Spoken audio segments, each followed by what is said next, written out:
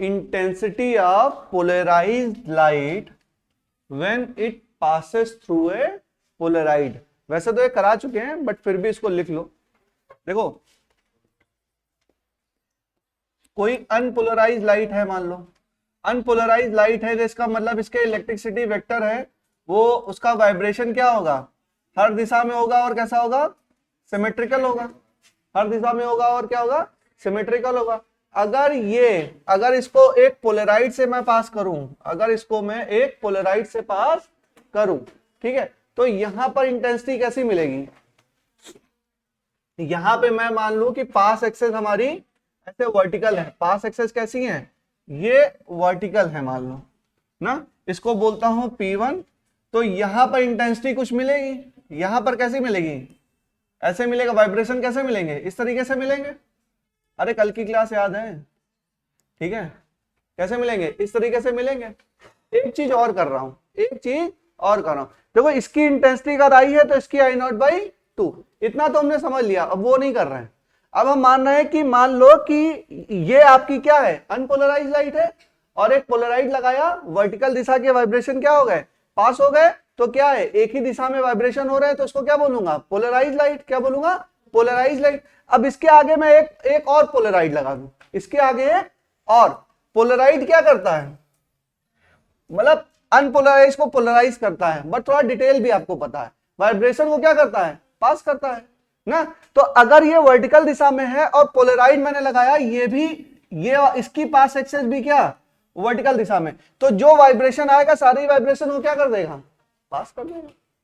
सारे वाइब्रेशन को क्या कर देगा, पास कर देगा। तो अगर ये I0, तो यहां पर भी वाइब्रेशन कैसे हैं, I0 है, यहां पर भी वाइब्रेशन कैसा है, I0। अब ये मत करना सर ये I0/2 है, अरे मैंने इसको I0 नहीं माना, इसको I0 नहीं माना, इसी का माना क्या, I0। तो यहां पर क्या आ गया, I0। तो दिस इज केस 1, थीटा बराबर 0 degree.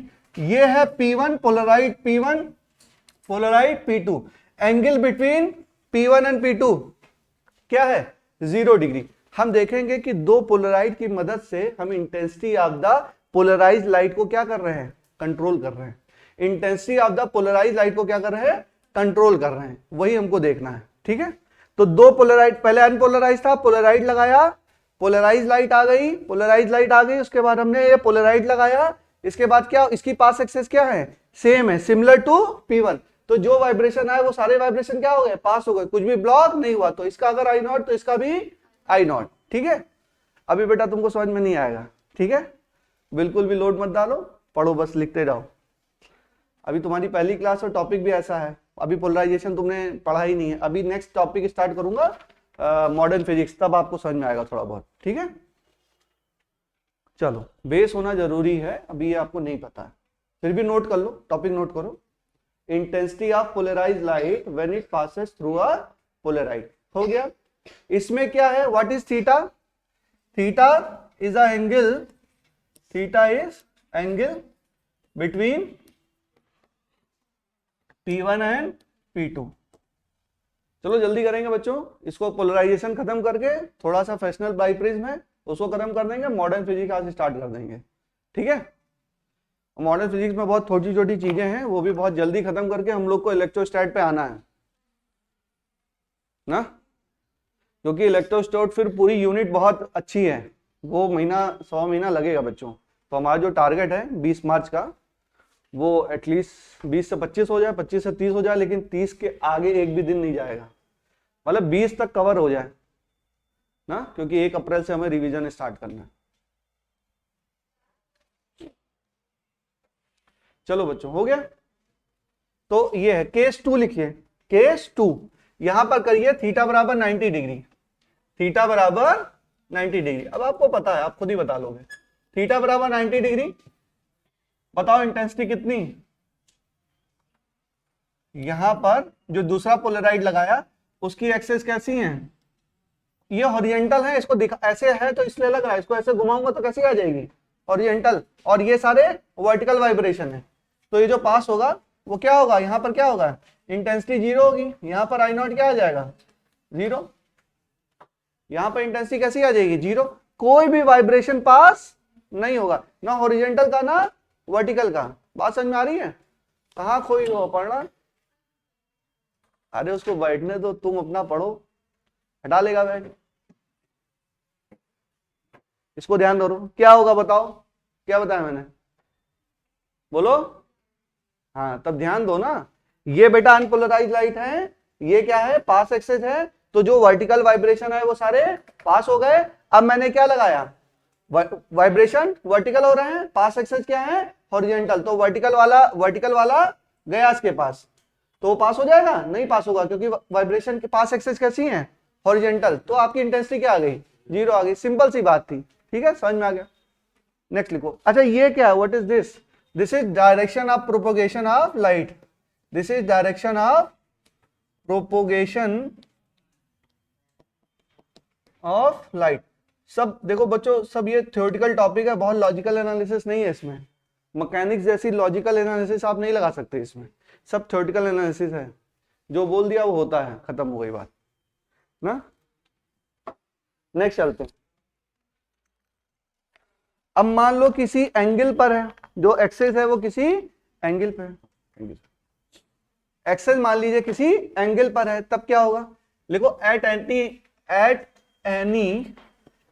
Any arbitrary angle theta. Arbitrary मतलब ऑर्बिट में रोटेट कर रहा है, हाँ? रैंडम एंगल क्या है? कोई भी रैंडम एंगल, कोई भी ऑर्बिटरी एंगल। ठीक है। अगर मान लो कि ये जो पोलराइड रखा हुआ है किसी एंगल पे रखा हुआ है, मान लो उसकी जो पास एक्सिस है वो किसी एंगल पे है, किस पे? थीटा पे। किसी एंगल थीटा पे रखा हुआ है, तो हमारा क्या आएगा? तो हमारा क्या होगा? तो यहां पे इंटेंसिटी एक फॉर्मूले से वेरी करती है। ये होता है आई बराबर, मतलब देखो पास एक्सेस ऐसे रखी हुई है और ये क्या है? वर्टिकल वाइब्रेशन है, तो क्या पास होगा? बोलो बेटा, इसका कंपोनेंट इसकी दिशा में तो पास होगा ना। अगर ये हॉरिजॉन्टल होता तब तो कंपोनेंट निकालते हॉरिजॉन्टल दिशा में तो 0 हो जाता। भाई ये वर्टिकल, इसका कंपोनेंट हॉरिजॉन्टल दिशा में 0, लेकिन इस दिशा में कुछ ना कुछ कंपोनेंट तो आएगा, कुछ ना कुछ कंपोनेंट आएगा, तो कुछ ना कुछ इंटेंसिटी आएगी। तो हमने देखा कि वाइब्रेशन हमारा इस तरीके से क्या हो रहा है? पास हो रहा है। इस तरीके से वाइब्रेशन हमारे क्या हो रहे हैं? पास हो रहे हैं। और इसकी इंटेंसिटी आई बराबर होता है आई नॉट कॉस स्क्वायर थीटा। आई बराबर I naught cos square theta, और इसको कहते हैं मालूस लॉ। मालस या मालूस लॉ, क्या बोलते हैं? मैलस? अरे मैलस बोल दो, मालूस बोल दो, हम लोग हिंदुस्तानी है ना, क्या बोलते हैं? मालूस। हाँ वही मानुस से बना है, मानुस से मालूस।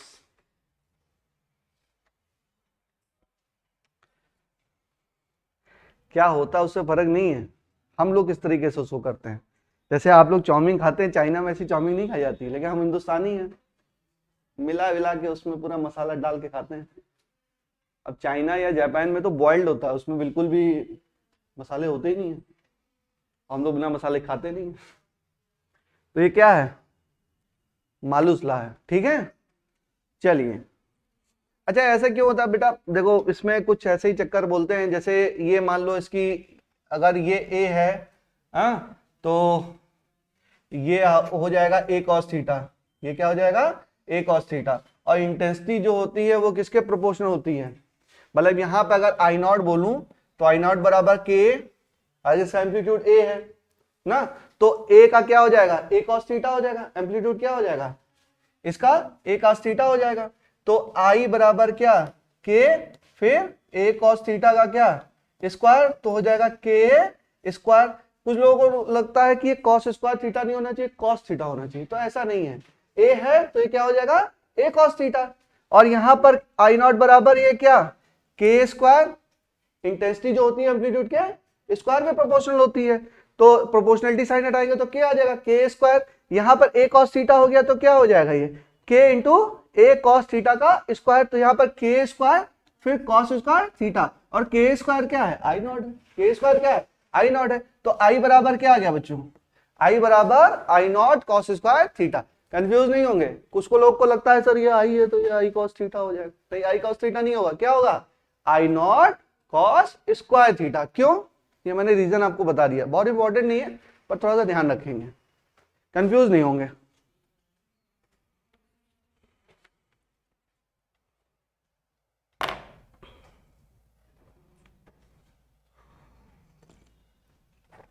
तो मॉलुस लॉ कहता है कि इंटेंसिटी क्या हो जाएगी, इसका मतलब है कि दो पैराबोलाइड की मदद से हम इंटेंसिटी को अच्छा खासा वेरी कर सकते हैं। कभी मैक्सिमम, कभी पूरी इंटेंसिटी आ गई, कभी इंटेंसिटी ब्लॉक हो गई। अब जो ये इंटेंसिटी आएगी वो मिनिमम टू मैक्सिमम के क्या रहेगी, बीच में रहेगी। तो इंटेंसिटी का अच्छा खासा वेरिएशन हम कर सकते हैं with the help of two paraboloid की मदद से हम इंटेंसिटी का वेरिएशन कर सकते हैं। ठीक है, इतनी बात आपको समझ में आई तो एक लाइन लिख लो बस।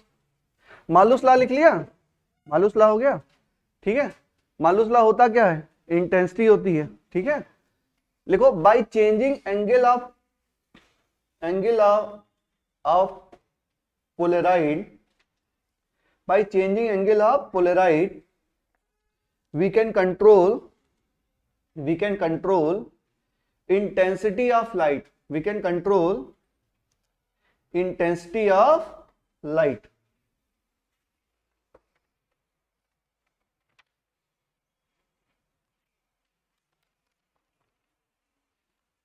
Intensity of light. ठीक है, नेक्स्ट हेडिंग डालिए use of polaroid, use of polaroid. First point लिखिए use of polaroid. First point लिखिए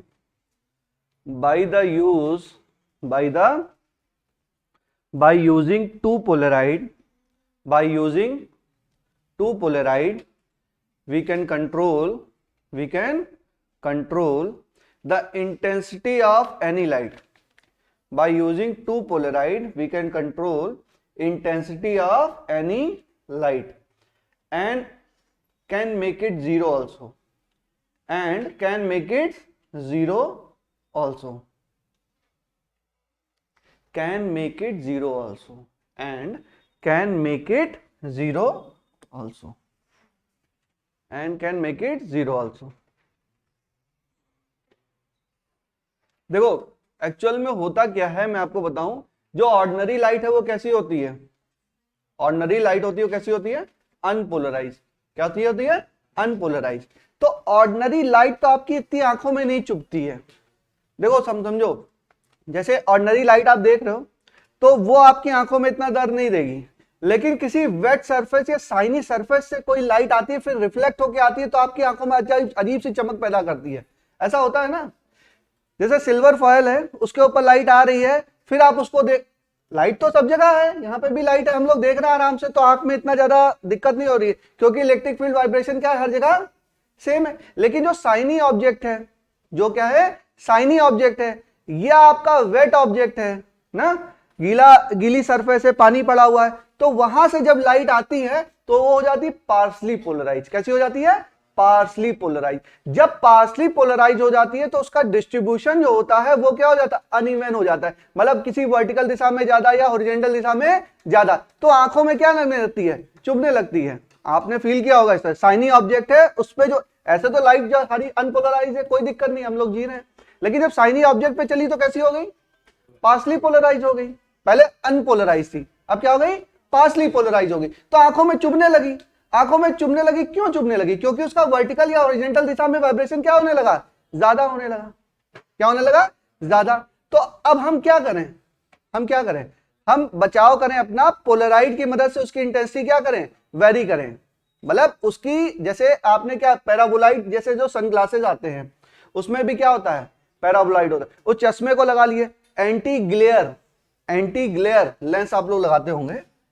एंटी ग्लेयर का मतलब क्या है, ग्लेयर का मतलब चमक ही तो होता है। बोलो, पार्शली पोलराइज लाइट से जो आपकी चमक आ रही है उसको ये क्या करेगा, खत्म कर देगा, उसको क्या कर देगा, खत्म कर देगा। कुछ पास एक्सेस इस तरीके से बनी होंगी तो उसका वाइब्रेशन होगा वो हॉरिजॉन्टल दिशा में ही पास हो रहा होगा, या वर्टिकल दिशा वाले वाइब्रेशन क्या हो जाएंगे, खत्म हो जाएंगे। तो आपको कोई चमकदार ऑब्जेक्ट एकदम ब्राइट स्पॉट सा दिखाई देगा, उसकी चमक क्या हो जाएगी, खत्म हो जाएगी।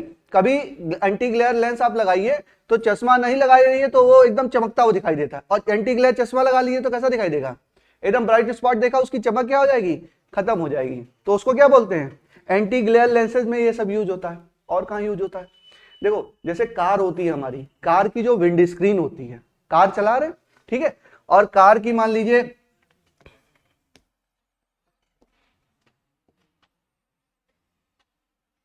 यहां पर क्या होती है, ये विंड स्क्रीन होती है, यहां पर क्या होती है, विंड स्क्रीन होती है, और यहां पर बढ़िया आप अपनी मोटरसाइकिल में बैठ के आ रहे हैं ना, बना दें, चलो ठीक है, ये इसकी हेडलाइट है मोटरसाइकिल की। अब इसने आपने लाइट मारी, इसने आपने लाइट निकली, तो लाइट निकली और कैसी निकली, अनपोलराइज। अनपोलराइज नहीं निकलती है, कैसी निकलती है, पोलराइज निकलती है, क्योंकि उसके आगे जो शीशा, एक पैराबोलाइडल शीशा लगा देते हैं। क्या लगा देते हैं, हेडलाइट का जो बल्ब होता है उसके आगे जो शीशा होता है वो कैसा होता है, पैराबोलाइडल होता है। कैसा होता है, पैराबोलाइडल। और कुछ इस तरीके से बच्चों डिजाइन करते हैं। और कार की भी हेडलाइट है, उसके आगे भी शीशा लगा होता है, आप लोग ने देखा मोटा सा शीशा, थिक शीशा लगा होता है, वो पैराबोलाइडल क्या है, शीशा है, पैराबोलाइड है समझ लो। तो उसमें करते क्या है, कोशिश उनकी क्या है कि एक डायरेक्शन में, जैसे मान लो ये हेडलाइट का शीशा है, चलो कार 1 से दिखाते, ये कार 1, यहां पर मान लीजिए कार 2, कार से दिखा दें आपको, यहां पर कार 1, यहां पर कार 2, कार 1 कार 2। यहां पर बच्चों हेडलाइट है कार की, इसने क्या किया, रोशनी फेंकी, यहां पर विंड स्क्रीन है, यहां पर इसकी क्या है, विंड स्क्रीन, सामने हेडलाइट जल रही है हमारी, क्या है, हम देख रहे हैं दूसरी कार को, कैसे देख रहे हैं, विंड स्क्रीन से ही देख रहे हैं। तो जो इसका पैराबोलाइडल होता है बच्चों, वो कुछ इस तरीके से होता है, और इसका होता है वो अपोजिट दिशा में होता है। कैसा होता है, अपोजिट दिशा में होता है ना। तो ये सारे जो रेज आती हैं उनको ये क्या कर देता है, ब्लॉक कर देता है, उनको क्या कर देता है, ब्लॉक कर देता है, कुछ भी इससे पास नहीं होती है। तो अगर कुछ पास नहीं होगा तो दिखेगा कैसे, कुछ पास नहीं होगा तो दिखेगा कैसे, दिखता तो ही ऑब्जेक्ट। तो बेटा 100% नहीं होता है, कुछ रे तो पास हो रही होगी, तो ऑब्जेक्ट हमको दिखाई देता है, लेकिन इतनी शाइनेस दिखाई नहीं देती है।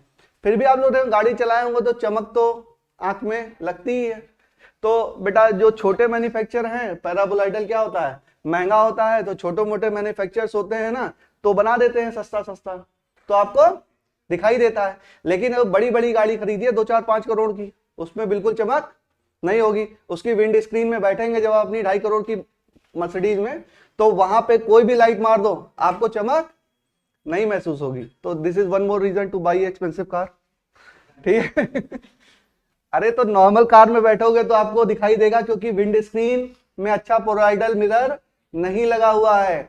बढ़िया कार में बैठोगे, महंगी वाली, विराट कोहली वाली, तो उसमें क्या होगा, बढ़िया और ना पैराबोलाइडल मिरर लगा हुआ, तो कैसा भी घटिया उसने मोटरसाइकिल वाले ने बेकार पैराबोलाइडल यूज किया हो, या किसी कार वाले ने बेकार यूज किया, आपको उसकी चमक क्या होगी, महसूस नहीं होगी। अब एक्सपीरियंस तो मैंने भी नहीं किया है, लेकिन ये पढ़ा जाता है। चलो देखो बेटा, पैसा खर्च करोगे अच्छी चीज मिलेगी, ठीक है। चले आगे, चश्मा आप पहन लेते हैं, एंटी ग्लेयर है ना, आंखों को बचाती है, चमक से क्या कर रही है, बचा रही। अच्छा एंटी ग्लेयर लेंस यूज करिए, उस चश्मे को आप लगाइए तो धूप की चमक क्या हो जाएगी, खत्म। जो सनग्लासेस आप यूज करते हैं, सनग्लासेस यूज कर रहे हैं ना, तो देखो सन की रोशनी इतनी परेशान नहीं करती, जैसे आप उसमें चल रहे हैं, समझिए अभी गर्मी आएगी, आप चल रहे हैं, कहीं पानी गिरा हुआ है सरफेस पे, तो ऐसे सन की रोशनी इतनी आपको परेशान नहीं कर, जितना उसकी जो रिफ्लेक्टेड रे आ रही है वो आपको क्या एकदम से चमक मार देगा आंख में ना। और आपने चश्मा लगाया हुआ बढ़िया सा रेबैन का, तो तब आप देखेंगे तो आपको इतनी दिक्कत नहीं होगी। क्यों नहीं होगी, पैराबोलाइडल मिरर लगा, उसमें कैसा लगा हुआ है, पैराबोलाइडल मिरर लगा हुआ है। बात समझ में आ गई अच्छे से। चलो तो यही सब यूजेज हैं, लिख लो, लिखो पैराबोलाइडल ग्लास। सेकंड लिखिए लिखो पोलराइड ग्लास, पैराबोलाइडल ही, पोलराइड ग्लास, पोलराइड ग्लास। इसमें लिखिए light coming after reflection, light coming after reflection from a shiny object, light coming after reflection from a shiny object like wet road, like wet road, comma glass surface, light coming after reflection from shiny object like wet road, comma glass surface, comma shiny object is partially polarized in horizontal direction, is partially polarized in horizontal direction. Partially polarize in horizontal direction का क्या मतलब है? इसका मतलब है कि horizontal direction की तरफ झुकाव इसका ज्यादा है, यानी कि वाइब्रेशन हॉरिजॉन्टल दिशा में क्या है? ज्यादा है। ये होता है, ये नेचुरल फिनोमेना है। So we use polarized glass with vertical pass axis. Horizontal में वाइब्रेशन ज्यादा, सबको ब्लॉक करना है तो क्या करेंगे? वर्टिकल पोलराइज्ड ग्लास यूज कर लेंगे। So we use polarized glass with vertical pass axis. With vertical pass axis.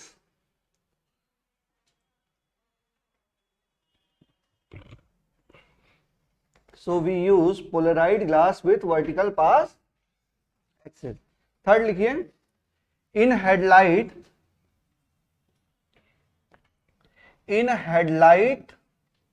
and windscreen,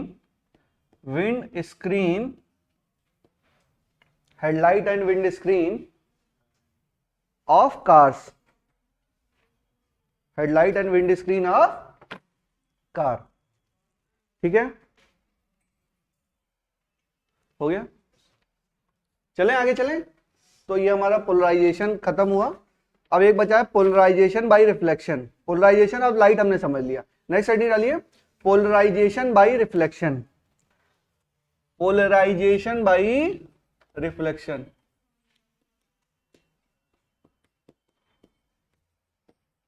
अभी हम लोग ने बोला ना, अच्छा एक बात बताइए, पोलराइजेशन हम कैसे कर रहे हैं? अभी हमने किया ना, किसकी मदद से किया था? पोलराइड की मदद से किया था ना। पोलराइजेशन कैसे अचीव कर रहे थे? पोलराइड लगा देते थे, पास एक्सेस उसकी चेंज कर देते थे, हमें क्या बन रहा था? पोलराइज लाइट मिल रही थी। बट अभी मैंने एक सेंटेंस लिखाया कि अगर आपकी वेट सरफेस या शाइनी सरफेस से कुछ पास करती है अनपोलराइज लाइट, तो कैसी हो जाती है? पार्शली पोलराइज हो जाती है। कैसी हो जाती है? Partially polarize in horizontal direction. Partially polarize in horizontal direction, उसका वर्टिकल वाइब्रेशन क्या हो जाता है? कम हो जाता है। तो this is one more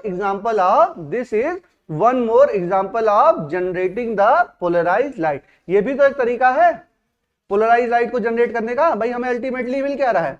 polarise light मिल रही है, तो हम चाहे वेट सरफेस या शाइनी सरफेस से क्या करा लें? रिफ्लेक्शन करा लें, तो उससे भी हमें क्या मिल जाएगा?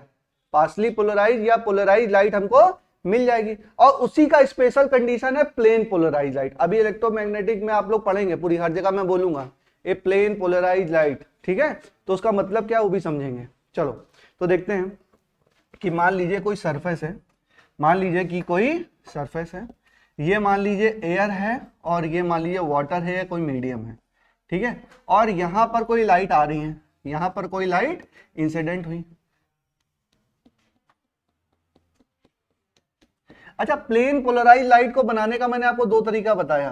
प्लेन पोलराइज नहीं, अनपोलराइज को। क्या तरीका है? चाहे आप ऐसे रिप्रेजेंट कर लीजिए, ये क्या है? Unpolarize light.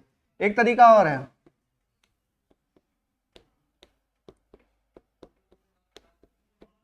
ये भी क्या तरीका? इसको और ये दोनों क्या है? ये दोनों क्या है? Unpolarize light. चाहे ये बोल दूं चाहे ये बोल दूं, ये कौन सा है? Unpolarize light. बट सब दिशा में क्या हो रहा है? वाइब्रेशन हो रहा है। It's a representation. तो इसका मतलब ये है, तो इसका मतलब है ये अनपोलराइज लाइट आ रही है। ये कैसी लाइट आ रही है? अनपोलराइज। ठीक है, इस एंड पे आई होगी तो कुछ पार्ट इसका रिफ्रेक्ट हो जाएगा। भाई मीडियम चेंज हो रहा है ना, एयर टू वाटर या कोई सेकेंडरी मीडियम है मान लो किसी भी, तो चेंज करा इसको। ठीक है, तो इस मीडियम में गई, तो इस मीडियम में गई तब तो ये अनपोलराइज्ड ही रही। रिफ्रेक्टेड रे है वो कैसी रहेगी? अनपोलराइज, वो पोलराइज नहीं होगी। तो इसका मतलब ये ऐसे बनेगी, लेकिन जो रिफ्रैक्टेड रे है वो कैसी हो जाएगी, वो हो जाएगी पोलराइज्ड। क्या हो जाएगी, पोलराइज्ड। और पोलराइज भी ऐसी कि ये हॉरिजॉन्टल वाइब्रेशन है, देखो देखो हो रहा है, लग रहा है डॉट लिखा है लेकिन वाइब्रेशन दिख रहा है आपको। अरे यहां पर वाइब्रेशन डॉट है, हॉरिजॉन्टल दिशा में क्या हो रहा है, वाइब्रेशन। ये हॉरिजॉन्टल दिशा में क्या हो रहा है, वाइब्रेशन। दिख नहीं रहा है लेकिन है ना। वर्टिकल दिशा में 2 बना दो, तो वर्टिकल वाइब्रेशन कम है, हॉरिजॉन्टल वाइब्रेशन ज्यादा है। और आपके ये क्या है, इसको बोलते हैं इंसिडेंट लाइट। ये आपकी क्या है, रिफ्लेक्टेड। और ये क्या है, रिफ्रैक्टेड। तो रिफ्लेक्टेड लाइट जो है या रिफ्लेक्टेड रे है, ये कैसी हो जाएगी, ये हो जाएगी पोलराइज्ड। और पोलराइज भी किसमें, हॉरिजॉन्टल डायरेक्शन। किसमें, हॉरिजॉन्टल डायरेक्शन में। तो ये है अनपोलराइज्ड लाइट, लिख लो इसको, ये है अनपोलराइज्ड। ये भी आपकी क्या है, अनपोलराइज्ड। और ये आपकी है पोलराइज्ड,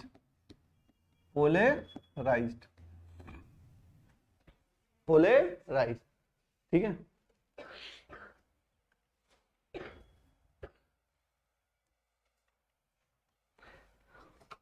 अच्छा देखो बात समझो, ये जो पोलराइज्ड लाइट है ना, इसमें क्या है, हॉरिजॉन्टल में भी वाइब्रेशन है, वर्टिकल में भी वाइब्रेशन है। तो एक एंगल होता है जिसपे हम करेंगे तो ये आपका जो वर्टिकल वाइब्रेशन है वो खत्म हो जाता है, वर्टिकल वाइब्रेशन होता है वो खत्म हो जाता है। तो उस एंगल को क्या बोलते हैं, ब्रिस्टर एंगल। क्या बोलते हैं, ब्रिस्टर एंगल। और उस एंगल पर आपकी जो ये रे है, रिफ्लेक्टेड रे है, इसको बोलेंगे प्लेन पोलराइज्ड लाइट। बोलेंगे प्लेन पोलराइज्ड लाइट। और इसमें वाइब्रेशन केवल हॉरिजॉन्टल दिशा में होंगे, वर्टिकल दिशा में वाइब्रेशन नहीं होंगे, एक ही प्लेन में वाइब्रेशन होगा। प्लेन पोलराइज्ड लाइट मतलब एक ही दिशा में वाइब्रेशन है, एक ही प्लेन में वाइब्रेशन है, केवल हॉरिजॉन्टल प्लेन में वाइब्रेशन है, वर्टिकल प्लेन में वाइब्रेशन नहीं है। This is the special case. Special case में ही होगा। और जब वो होगा तो इंसिडेंट एंगल, इंसिडेंट लाइट जो एंगल बना रही होगी उसको क्या बोलेंगे, उसको बोलेंगे ब्रिस्टर एंगल। क्या बोलेंगे, ब्रिस्टर एंगल। ठीक है। और उस कंडीशन में जो रिफ्लेक्टेड रे है और रिफ्रैक्टेड रे है, इन दोनों के बीच में एंगल भी होगा 90 डिग्री। एंगल कितना होगा इन दोनों के बीच में, 90 डिग्री का एंगल होगा। जब 90 डिग्री का एंगल होगा तभी ऐसा होगा कि वर्टिकल वाइब्रेशन क्या होंगे, 0 हो जाएंगे। जब रिफ्लेक्टेड रे और रिफ्रैक्टेड रे, बात समझो, दोबारा समझा देता हूं। अनपोलराइज्ड लाइट है आपके पास, क्या है, अनपोलराइज्ड लाइट है, आपने डाला सरफेस पे किसी मीडियम पे, एयर, कोई भी मीडियम है, एयर वाटर मान लिया, कोई भी मीडियम, कोई मीडियम में आया तो रिफ्लेक्ट होगा और रिफ्लेक्ट होगा। रिफ्लेक्ट जो लाइट गई वो तो सेम रही, अनपोलराइज्ड थी, अनपोलराइज्ड ही रही ना। और जो रिफ्लेक्टेड लाइट है वो कैसी हो गई, वो हो गई पोलराइज्ड लाइट हो गई, विथ मतलब हॉरिजॉन्टल दिशा में ज्यादा वाइब्रेशन। हॉरिजॉन्टल दिशा में बोलते हैं polarized light in horizontal direction. Polarized मतलब झुकाव, किसकी तरफ झुकाव ज्यादा है, हॉरिजॉन्टल की दिशा में ज्यादा है। लेकिन ऐसा नहीं कि वर्टिकल वाइब्रेशन नहीं है, ऐसा नहीं है कि उसमें वर्टिकल वाइब्रेशन नहीं है, in general case, in general scenario. तो इसको करते करते जैसे, अच्छा रिफ्लेक्टेड लाइट है, अगर इसको चेंज करो तो ये भी चेंज होगा। भाई इसको झुकाऊंगा तो ये उठेगा, इसको उठाऊंगा तो ये नीचे जाएगा, क्योंकि I बराबर R, तो लॉ ऑफ रिफ्लेक्शन तो फॉलो होना ही होना है। तो एक कंडीशन आएगी जब रिफ्लेक्टेड लाइट और रिफ्रैक्टेड लाइट, बेटा देखो इसको चेंज करोगे तो इसको इधर लाए तो, इसको इधर लाएंगे तो ये इधर जाएगा, इसको इधर लाएंगे तो ये किधर, इधर जाएगा। तो ये चेंज हो रहा है ना, ये क्या हो रहा है, चेंज हो रहा है, depending upon this angle, depending upon this angle. तो कोई पॉइंट आएगा जब ये जो रे होगी और रिफ्रैक्टेड रे होगी, ये दोनों क्या होंगी, 90 डिग्री पर। कब होंगी, 90 डिग्री। और जब ये 90 डिग्री पे होंगी तो जो रिफ्लेक्टेड रे है उसमें वर्टिकल वाइब्रेशन 0 हो जाएंगे, वर्टिकल वाइब्रेशन 0 हो जाएंगे, केवल हॉरिजॉन्टल वाइब्रेशन होंगे। उसको बोलेंगे, अच्छा पोलराइज्ड लाइट तो है ही है, पोलराइज्ड लाइट है, लेकिन polarize light in horizontal direction है। अब ये क्या बन जाएगी, अब बन जाएगी प्लेन पोलराइज लाइट, पीपीएल। क्या बन जाएगी, पीपीएल, प्लेन पोलराइज लाइट। लेकिन प्लेन पोलराइज लाइट होने के लिए जो इंसिडेंट अनपोलराइज लाइट आ रही है वो नॉर्मल से कितने एंगल पे आएगी, उसको बोलते हैं आईपी, पोलराइजिंग एंगल या ब्रिस्टर एंगल, पोलराइजिंग एंगल या ब्रिस्टर एंगल।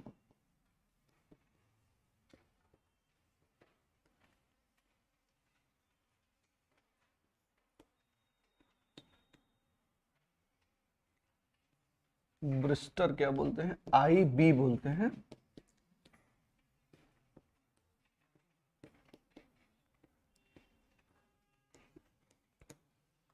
क्या मेरी बात समझ में आई आप लोगों को,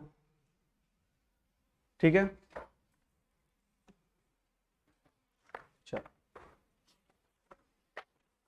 लिखा देता हूं इसको मैं, लिखो इसमें, when light is reflected from a transparent medium like glass or water, ये ट्रांसपेरेंट मीडियम है बच्चों, लाइक ग्लास और वाटर, शाइनी सरफेस, मतलब बताया था ना, शाइनी सरफेस, एयर और वाटर या एयर और ग्लास ना, shiny surface. when light is reflected from a transparent medium like glass comma water, glass comma water, the reflected light is the when light is reflected from a transparent medium like glass comma water, the reflected light is partially polarized, the reflected light is partially polarized in horizontal direction, in horizontal direction, and refracted light is unpolarized, and refracted light is unpolarized. Next line से लिखिए, reflected light have less vertical vibration, reflected light have less vertical vibration and more horizontal vibration, reflected light have less vertical vibration and more horizontal vibration. Next line से लिखिए, जो reflected light है उसमें क्या होगा, vertical vibration कम होंगे, horizontal vibration ज्यादा होगा, क्योंकि हॉरिजॉन्टली पोलराइज्ड है वो। नेक्स्ट लाइन से लिखिए, degree of polarization, degree of polarization of reflected light, degree of polarization of reflected light depends upon the incident angle, depends upon the incident angle, full stop, at a particular angle of incidence, at a particular angle of incidence, at a particular angle of incidence, when reflected light is perpendicular to refracted light, at a particular angle of incident, when reflected light is perpendicular to refracted light, then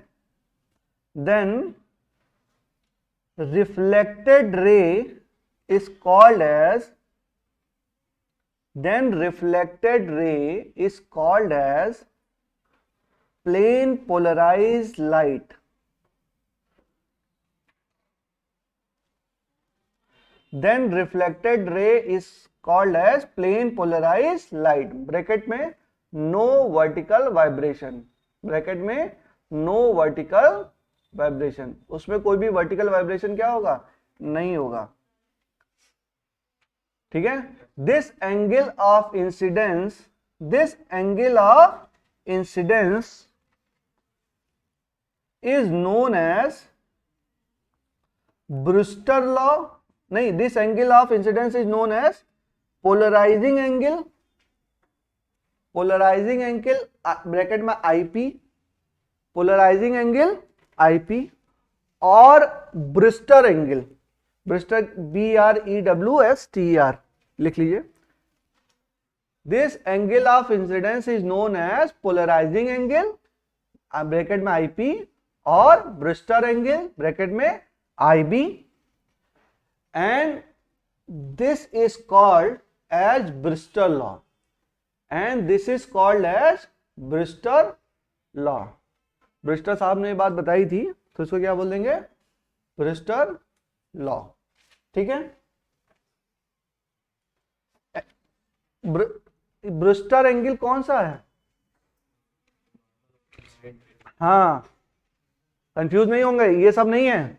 angle of incidence जो normal से बना रही है उसको क्या बोलेंगे, Brewster angle. ठीक है भाई, इसी रे पे तो सारी चीजें डिफरेंट कर रही हैं, ये रे वेरी तो ये भी चेंज, ये भी चेंज, तो सारा डिपेंड कहां पे हो रहा है, इंसिडेंट रे पर, तो इसको बोलेंगे ब्रूस्टर एंगल या पोलराइजिंग एंगल। तो चलो देख लेते हैं थोड़ा और, उसमें कुछ मैं डाल दूं बच्चों, हो गया ठीक। तो इसमें देखते हैं, चलो स्नेल्स लॉ लगाते हैं। तो ये कोई मीडियम है, मान लो ये तो एयर था, ये क्या था, मान लो ग्लास या वाटर जो भी है, ठीक है, कोई शाइनी सरफेस है, मान लो इसका मान लेते हैं रिफ्रैक्टिव इंडेक्स 1, इसका मान लेते हैं ये। तो देखो बताओ, अगर हम स्नेल्स लॉ लगाएं, स्नेल्स लॉ लगाएं तो क्या होगा। अच्छा, इसमें एक चीज बतानी पड़ेगी भी। हाँ देखो बच्चों, एक बात बताओ कि ये आईपी ना, तो ये 90 डिग्री,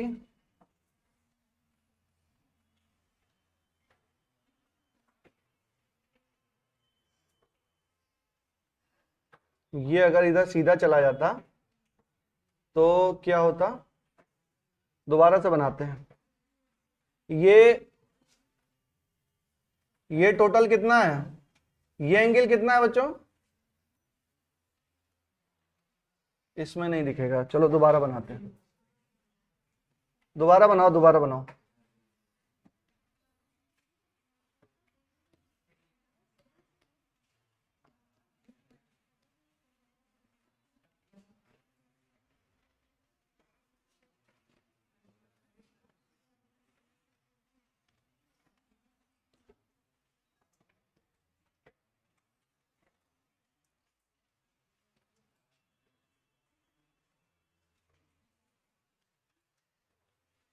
देखो ये तो 90 डिग्री है ना, और ये आपका क्या है, ये है आईपी, ये क्या है आईपी, और ये क्या हो जाएगा, हाँ देखो ये टोटल 180, तो ये कितना, ये वाला 90 माइनस आईपी, ये वाला क्या 90 माइनस आईपी, नहीं समझ में आया, ये आईपी और ये 90 डिग्री, तो ये टोटल कितना 180 डिग्री, तो ये कितना 90 माइनस आईपी। ठीक है, ये 90 माइनस आईपी, ये 90, अच्छा रुको, ये आईपी तो ये भी आईपी ना,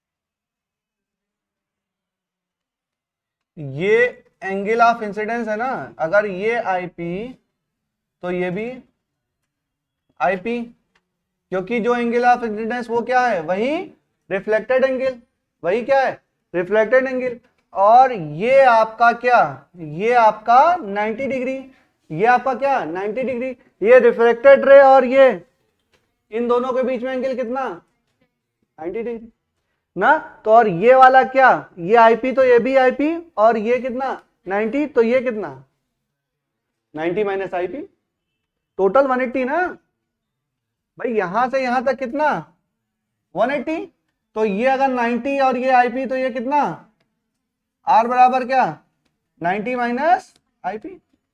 ये रिफ्रैक्टेड एंगल है, ये कैसा एंगल है रिफ्लेक्टेड। समझ में आ गई बात, ठीक है। अब स्नेल्स लॉ लगा दो, यहां पर 1 यहां पर म्यू, तो क्या हो जाएगा 1 साइन आईपी बराबर म्यू साइन आर बराबर म्यू, आर बराबर क्या रख दो 90 माइनस आईपी, ये आईपी है, ठीक है। तो साइन आईपी, तो यहां से देखो क्या आ जाएगा, अरे क्या लिख रहे हैं, साइन आईपी बराबर mu sign 90 minus IP, 90 minus IP क्या हो जाएगा म्यू कॉस आईपी बराबर क्या साइन आईपी। तो यहां से साइन आईपी अपॉन क्या कॉस आईपी बराबर क्या म्यू, तो tan आईपी बराबर क्या म्यू। इसका मतलब आईपी बराबर क्या tan इनवर्स म्यू, और इसी को क्या बोलते हैं ब्रूस्टर एंगल या पोलराइजिंग एंगल। तो इसको आईबी से भी रिप्रेजेंट करते हैं बच्चों, आईबी बराबर क्या tan इनवर्स म्यू, दोनों फॉर्म में लिख लो, अलग अलग नहीं एक ही चीज है। इसको ये बोलते हैं ब्रूस्टर एंगल या पोलराइजिंग एंगल।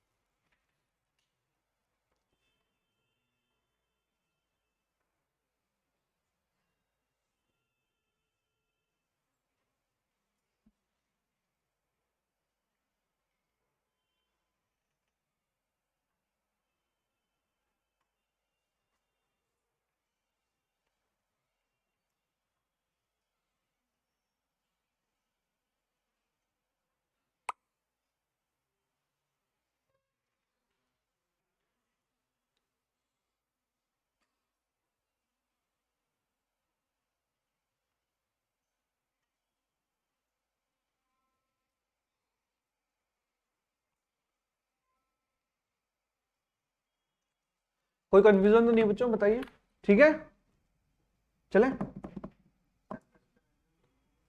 हाँ तुम्हारा घर का नाम क्या है,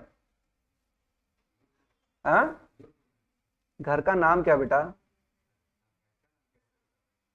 कैसे बता पाएंगे, क्यों बेइज्जती की बात है घर का नाम।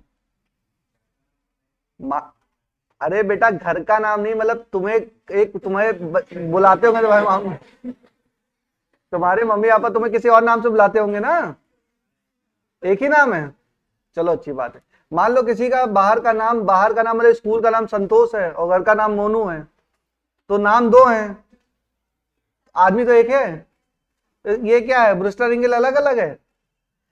अरे ब्रूस्टर एंगल बोल लो या पोलराइजिंग एंगल बोल दो, बात तो एक ही है ना, कि चेंज हो जाएगा। अब इसका नाम एक ही है इसलिए सोचता है नहीं एक ही होना चाहिए, ज्यादातर लोग के दो होते हैं। अरे एंगल चेंज हो जाएगा बच्चों, ये क्या है पोलराइजिंग, किसी और को तो ऐसा कंफ्यूजन नहीं है, कोई बात नहीं। ब्रूस्टर एंगल बोलूं या पोलराइजिंग एंगल बोलने का क्या मतलब बेटा, पोलराइजेशन ही तो हो रहा है, अनपोलराइज से पोलराइज, और वैसा कैसा पोलराइज प्लेन पोलराइज, मतलब सारे वर्टिकल वाइब्रेशन खत्म कर दिए। कैसा है केवल एक प्लेन में वाइब्रेशन है, हॉरिजॉन्टल प्लेन में वाइब्रेशन, वो क्या बोलेंगे पीपीएल प्लेन पोलराइज लाइट। सवाल आ चुका है इसका नीट पे, नीट में आ चुका है इस पे सवाल, ध्यान रखेंगे। चलो निकालते हैं एक दो सवाल। अच्छा कहीं पूछा जाए क्वेश्चन करो, चलो लिखिए, हो गया समझ में आ गया। ये फॉर्मूला याद रखेंगे, आई बी बराबर tan इनवर्स म्यू या tan आई पी बराबर म्यू, कुछ भी टर्म याद ऐसे ही याद रखो, tan आई पी बराबर म्यू, ठीक है। क्वेश्चन लिखिए, the refractive index of water with respect to air is 4/3। The refractive index of water with respect to air, water upon air, ये दिया हुआ है कितना 4/3। Find Brewster angle for air water, वो ऑप्शन नहीं देंगे सर, पूरा कर दीजिए।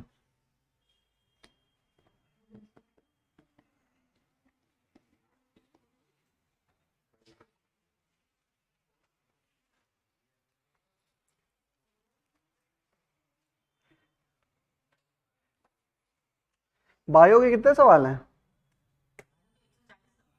140 और अच्छा नहीं ठीक, कोई बात नहीं, बायो ज्यादा आता है भैया। कल के टेस्ट के बारे में थोड़ा सा इंट्रोडक्शन, 140 क्वेश्चन आपके आएंगे बायो के, ठीक है, 30 फिजिक्स के, 30 केमिस्ट्री के, ठीक है।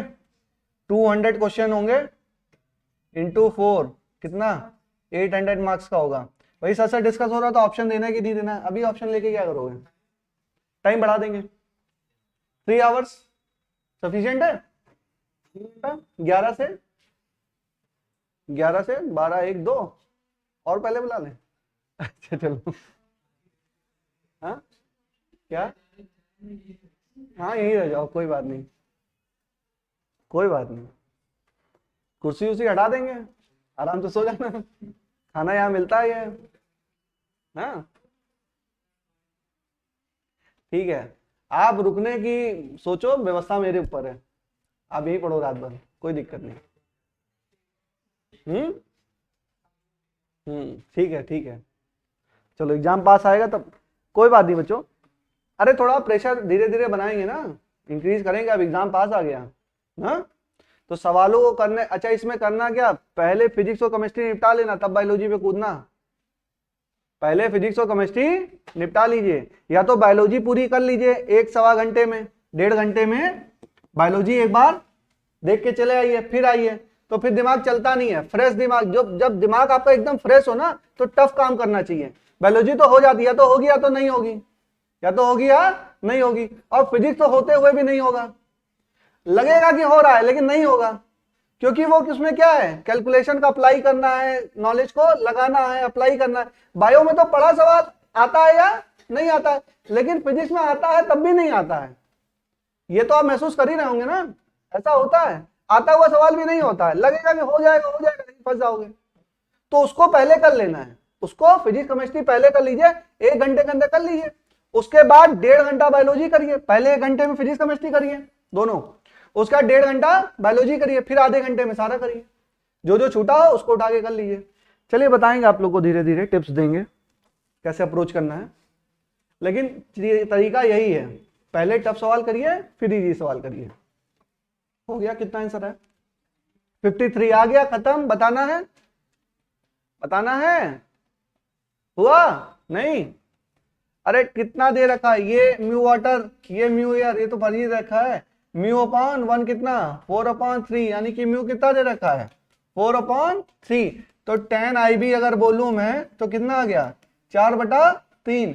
अब IB बराबर क्या, IB बराबर 10 इनवर्स 4/3, और ऑप्शन में तो ये दिया नहीं है। कहोगे सर हमें साइंटिफिक कैलकुलेटर अलाउड नहीं है, क्यों ये दे रखे? तो ये सब स्टैंडर्ड एंगल हैं। ये कैसे हैं, स्टैंडर्ड। आपको याद आया पाइथागोरियन ट्रिपलेट की, याद आई? ये 3, ये 4, ये 5, तो ये क्या है, 10 IB बराबर 4/3। 4/3 कब होगा, ये 37 और ये क्या 53, तो ये क्या था 53। तो 4/3 मतलब IB कितना है 53 डिग्री। 3/4 होता तो कितना होता, 37 होता ना। 3/5 होता, 4/5 होता, कुछ भी होता, आप निकाल लेंगे। अगर आपको ये पता है तो आप आगे पानी कर सकते हैं। चलिए एक सवाल और लिखिए, critical angle for glass air, critical angle for glass air is 45 degree, critical angle for glass air is 45 degree, find Brewster angle for air glass, for air glass. देखो क्रिटिकल एंगल ग्लास एयर के लिए दिया हुआ है, glass air surface के लिए critical angle दिया है कितना, थीटा सी कितना दिया, 45 डिग्री। आपको एयर ग्लास के लिए क्या निकालना है, ब्रूस्टर एंगल। ओके सर ये कैसा सवाल दे दिया आपने, अजीब सा ही। क्रिटिकल एंगल याद आया, TIR, हाँ कुछ याद आया? टोटल इंटरनल रिफ्लेक्शन में कहानी चल रही थी किसकी? थीटा सी। एक फॉर्मूला था, साइन थीटा सी बराबर क्या? हाँ, साइन थीटा सी बराबर 1/म्यू। वहां से म्यू निकाल लो, उसके बाद थीटा भी निकाल लो, बस खत्म कहानी। अरे क्या था, याद आया? साइन थीटा सी बराबर क्या? 1/म्यू। तो साइन थीटा सी कितना देगा? 45, यानी कि साइन 45 डिग्री बराबर कितना? 1/म्यू। ये कितना? 1/√2 बराबर 1/म्यू। तो म्यू बराबर कितना? √2। म्यू बराबर कितना? √2। अगर म्यू √2 आ गया तो tan IB बराबर कितना? √2। तो IB बराबर कितना? tan inverse √2। अच्छा, अब इसकी वैल्यू तुम नहीं निकाल सकते हो, tan इनवर्स म्यू की वैल्यू आप नहीं निकाल सकते, क्वेश्चन में नहीं दिया। ये आपसे एक्सपेक्टेशन नहीं है कि इसका भी एंगल में बताओ, या तो दिया होगा कुछ ना कुछ, दिया होगा tan इनवर्स म्यू की वैल्यू इतने डिग्री होती है, तो वो चीज हम लोग नहीं करेंगे, ये हमारे में नहीं है। ठीक है, हो गया बच्चों? चलिए चलिए, एक छोटी सी भी बात और कर लें हम लोग। तो यहां पे आपका पोलराइजेशन समाप्त होता है। ठीक है, पोलराइजेशन हो गया, डिफ्रैक्शन हो गया, वेव ऑप्टिक्स भी मैंने आपको पूरा पढ़ा दिया। बस एक दो छोटे छोटे टॉपिक है जो आते नहीं है बच्चों, फिर भी देख लो, क्योंकि थोड़ा बहुत है तो बता देते हैं, फायदा नहीं है उसको बताने का, लेकिन चलो फिर भी देख लो। लिखो लॉयड सिंगल मिरर एक्सपेरिमेंट। पता नहीं आ ही जाए, क्या पता। लॉयड सिंगल मिरर एक्सपेरिमेंट, ये हो गया, नोट हो गया? अरे कर लेंगे सवाल, ऐसा कर लेंगे, हो जाएगा। हुआ? कैसे हुआ बताओ? क्रिटिकल एंगल का फॉर्मूला पता है बेटा? जब डेंसर टू रेयर जाते थे, यहां पे जाते थे, और ये क्या हो जाता था? सरफेस के पैरेलल, यहां पर रिफ्लेक्टेड रे आती थी, और ये क्या हो जाती थी? पैरेलल हो जाती थी, तो उसको क्या बोलते थे? Total internal reflection. तो उस एंगल को क्या बोलते थे हम? Critical angle. यहां पर ये जो एंगल आता था, इसको बोलते थे, क्या बोलते थे? Critical angle. क्रिटिकल एंगल पे जो रिफ्लेक्टेड रे क्या हो जाती थी? पैरेलल हो जाती थी। तो यहाँ पे एक फॉर्मूला हमने निकाला था, साइन थीटा सी बराबर क्या निकाला था? 1/म्यू। तो बेटा म्यू, अब म्यू इसी का, तो यहाँ पर मान लो ना, ठीक है, यहाँ पर ग्लास है और यहाँ से मान लो एयर है, ठीक है, तो यहाँ से म्यू हमको पता चल गया। म्यू अगर हमको पता चल गया तो साइन थीटा IB बराबर क्या? म्यू। अभी निकाला ना, tan IB बराबर क्या है? म्यू के। तो म्यू की वैल्यू हमने निकाल ली, म्यू की वैल्यू रख ली, IB आ गया। ठीक है, चलो नेक्स्ट लिखो Lloyd single mirror experiment. Lloyd, Lloyd, Lloyd, 2 बार L है इसमें। Lloyd single mirror experiment, single mirror experiment. फालतू की कहानी है, सुन लो।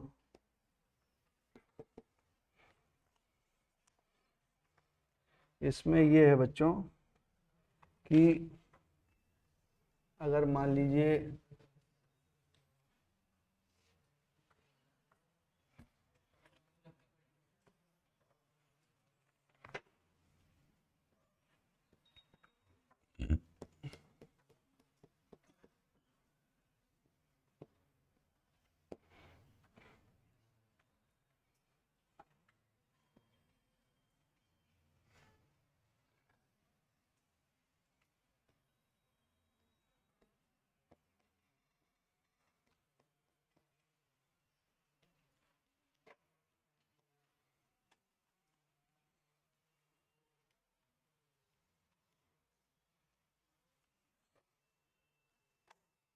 देखिए, कोई कोई सोर्स है, कोई सोर्स है, और ये मान लीजिए स्क्रीन है, ये मान लीजिए क्या है? स्क्रीन है, और यहां पर P पॉइंट है, ये प्लेन मिरर रखा हुआ है। ये कैसा लगा?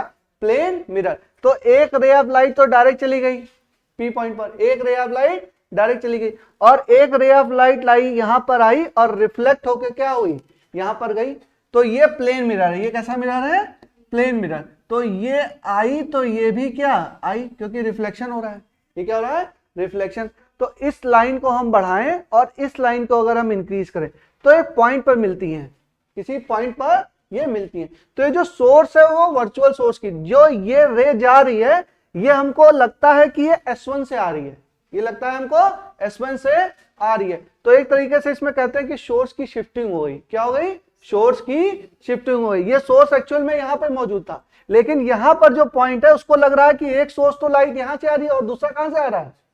यहां से आ रहा है दूसरा लाइट, बल्कि डबल स्लिट नहीं है, दो सोर्स नहीं है, सोर्स क्या है? एक ही है। सोर्स क्या है? एक ही है। लेकिन इसको लग रहा है कि दूसरा सोर्स कहां पर है? यहां पर है।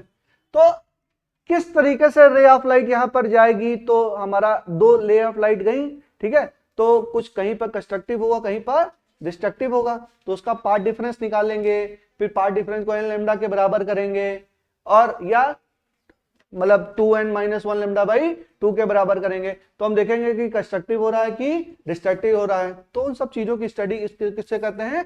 Lloyd single mirror experiment.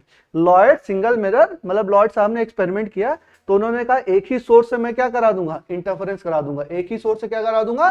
Interference करा दूंगा। ये हमारा सोर्स क्या हो जाएगा? शिफ्ट हो जाएगा। सोर्स क्या हो जाएगा?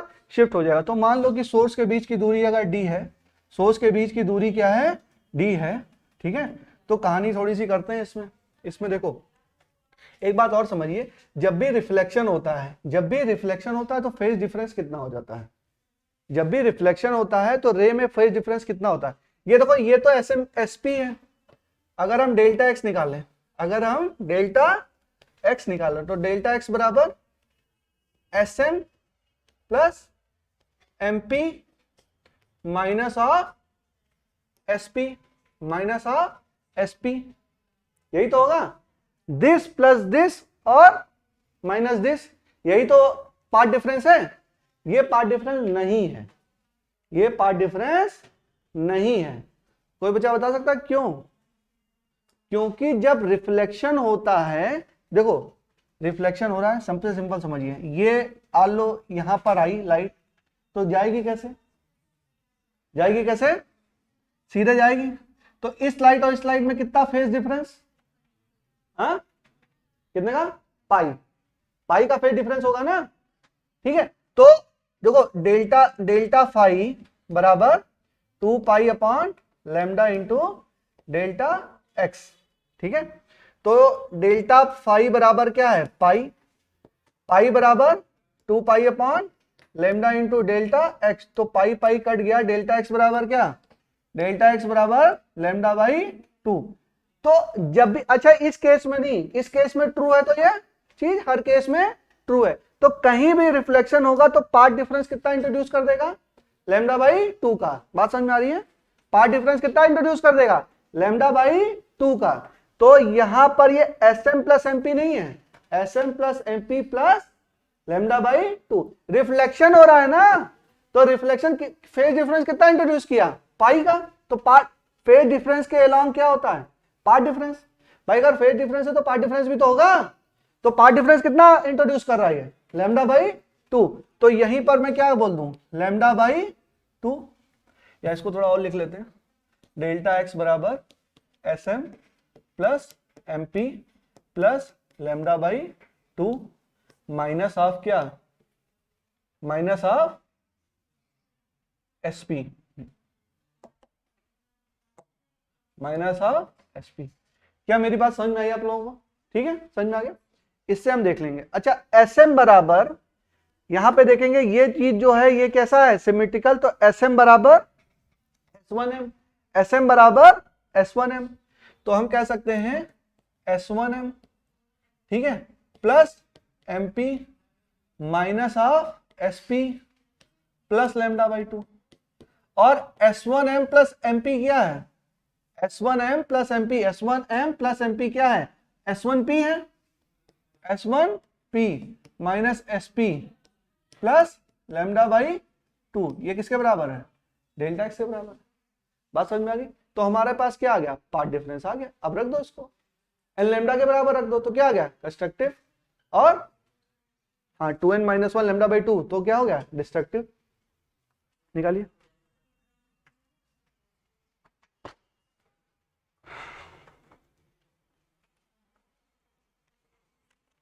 अब आगे कराएं कि ना कराएं?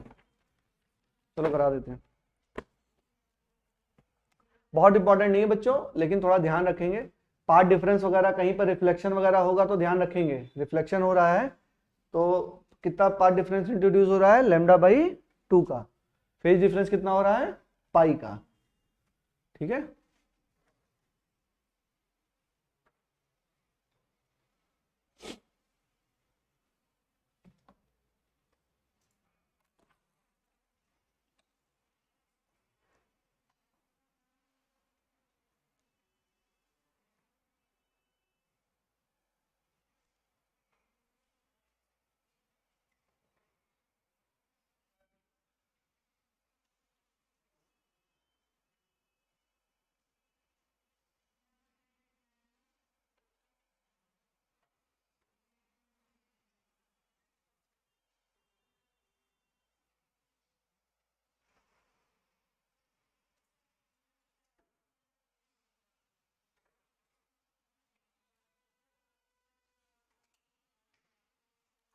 चले आगे चले।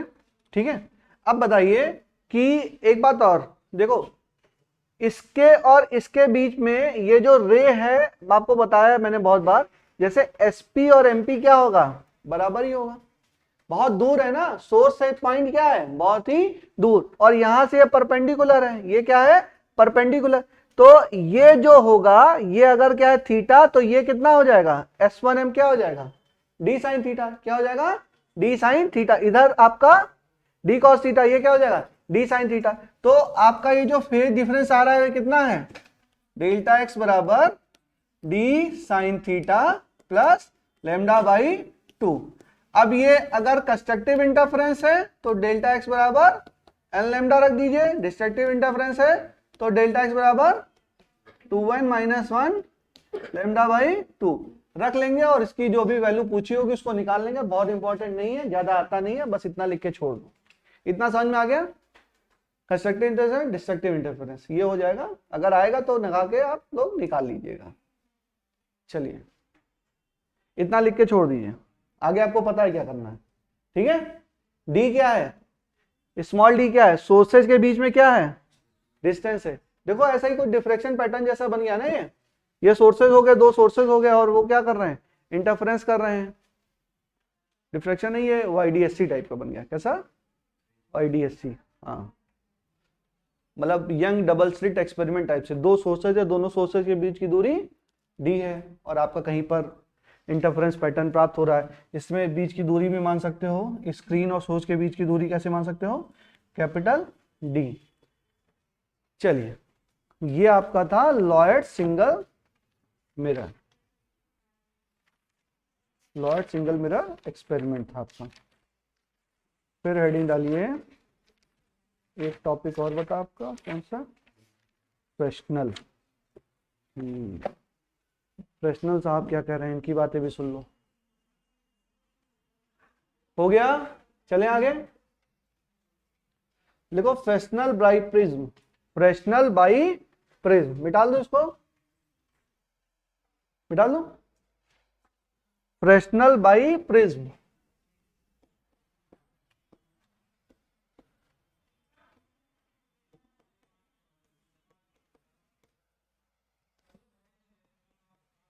इसका डायग्राम थोड़ा है, डायग्राम बना लूं मैं अच्छे से। चलो बताते हैं, डायग्राम बनाते रहिए आप लोग साथ साथ में।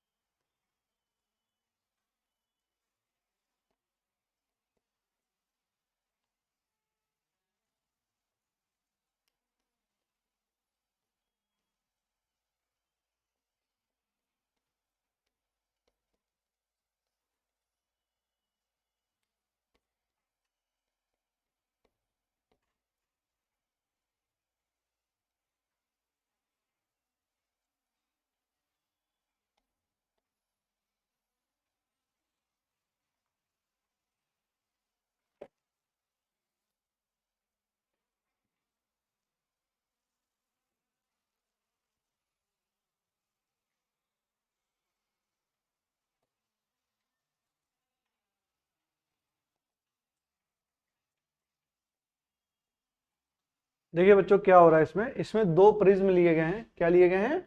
दो प्रिज्म हैं, और यहां से ये प्रिज्म है, ये दोनों क्या है आपके प्रिज्म है। ठीक है, ये भी आपका प्रिज्म है और प्रिज्म।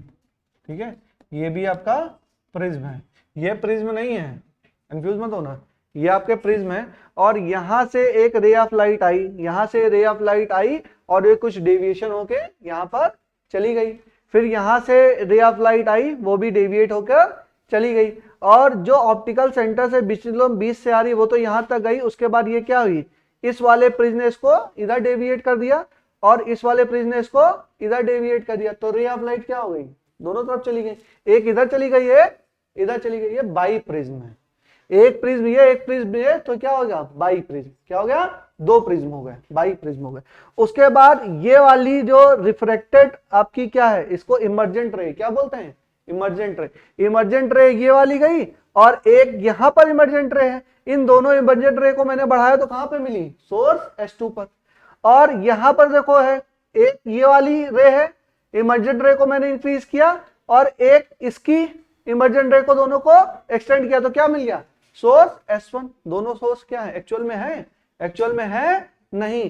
तो सोर्स, एक सोर्स हमारे पास था, एक सोर्स हट गया और दो सोर्स हमारे बन गए। स्क्रीन को ऐसा लगेगा कि लाइट कहां से आ रही है, S1 और S2 से आ रही है। तो इसकी डिस्टेंस h मान लो, इसकी डिस्टेंस h मान लो, तो टोटल डिस्टेंस कितनी, 2h। तो दोनों सोर्स के डिस्टेंस, बीच में डिस्टेंस कितनी, d बराबर 2h, d बराबर 2h।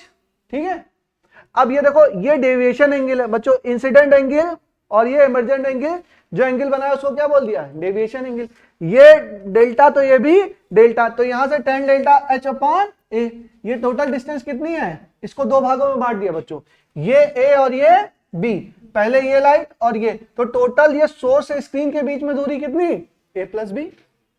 ठीक है, तो tan डेल्टा बराबर h upon a, tan delta बराबर h अपॉन a, और डेल्टा बहुत स्मॉल है तो उसको क्या बोल दूं, डेल ही बोल दूं, tan डेल्टा को डेल्टा बोल दूं, तो डेल्टा बराबर h अपॉन a, तो h बराबर डेल्टा इंटू a। और डेल्टा होता क्या है, डेविएशन एंगल कितना होता है, म्यू माइनस वन इंटू ए, म्यू माइनस वन इंटू ए। प्रिज्म में डेविएशन एंगल कितना होता है भाई, ये तो पता है, भूल गए, म्यू माइनस वन इंटू ए क्या है, angle of prism, capital A क्या है, एंगल ऑफ प्रिज्म। ठीक है, तो यहां से h आ गया, h आ गया तो d आ गया, h आ गया तो d आ गया, और d आ गया तो आप फ्रिंज विड्थ निकाल सकते हैं। फ्रिंज विड्थ क्या होती है, लैम्डा d अपॉन a, मतलब लैम्डा d अपॉन d।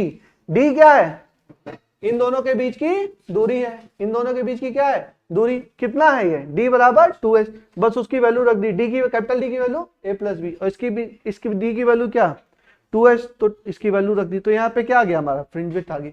बस इतना ही आता है। ठीक है, समझ में आ गया बच्चों, आ गया, नोट कर लो,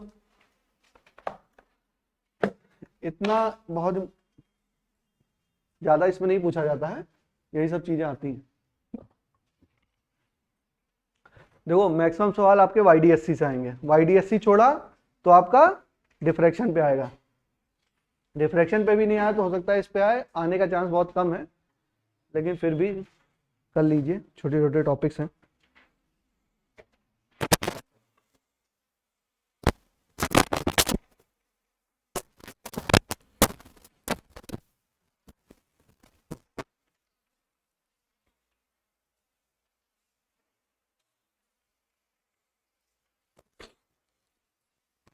हो गया बच्चों, चलें आगे, चल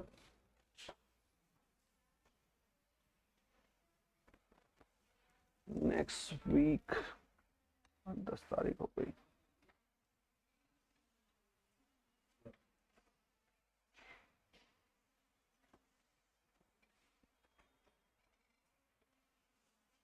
चलिए, हो गया, तो क्या हुआ, नहीं समझ में आया, फोटो खींच लो, डायग्राम नहीं बन रहा है, बनाओ डायग्राम बनाओ, नहीं समझ में आ रहा है तो मत समझो, कोई बात नहीं, जरूरी नहीं कि हर चीज सबको समझ में आए ना। चलो बेटा, ये रे ऑफ लाइट आई यहाँ पर, डाइवर्ज हुई। सुन लो, दोबारा से बता देते हैं एक बार।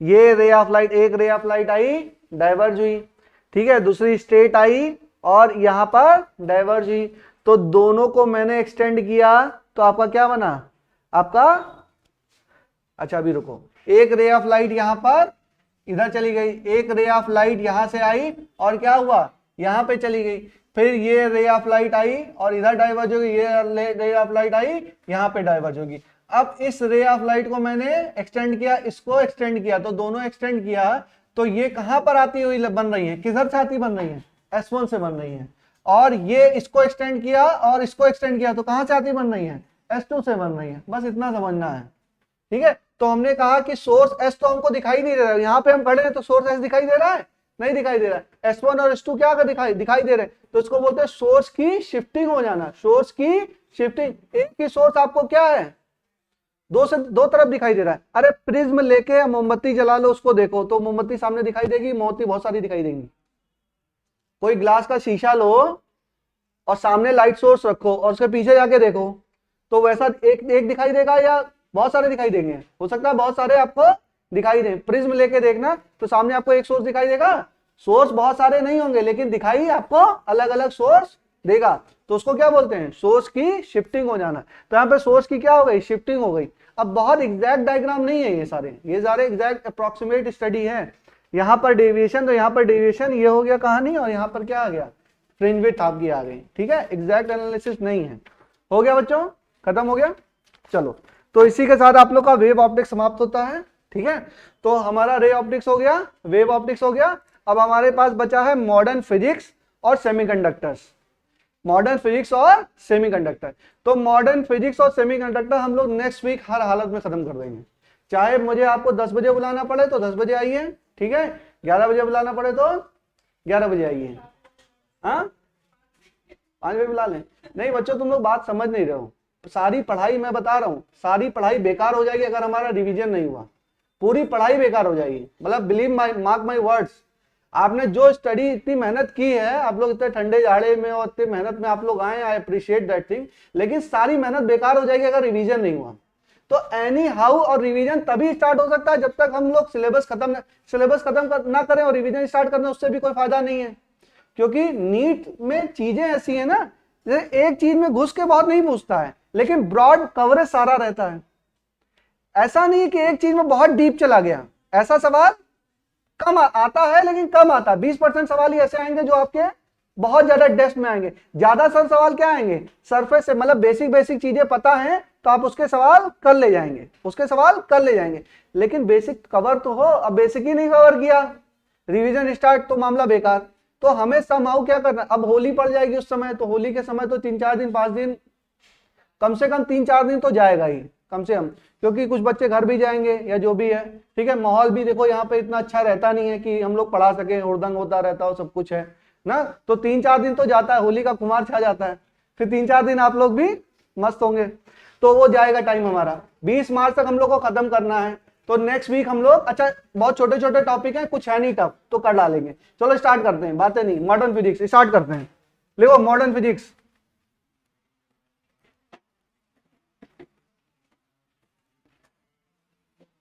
अरे जो बोलता रहा हूं उस टाइम पे आते रहो बच्चों, देखा जाएगा, जो कहते ना वो करते रहिए।